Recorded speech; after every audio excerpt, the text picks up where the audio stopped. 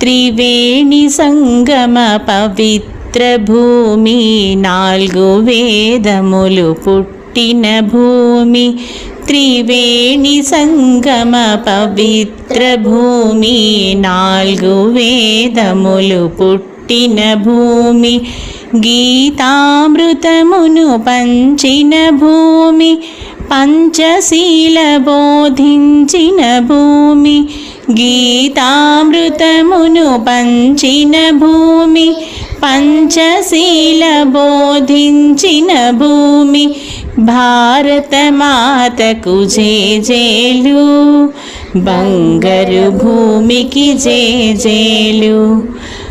శాంతి దూతగా వెలసిన బాపు, జాతిరత్నమై వెలిగిన నెహ్రూ. శాంతి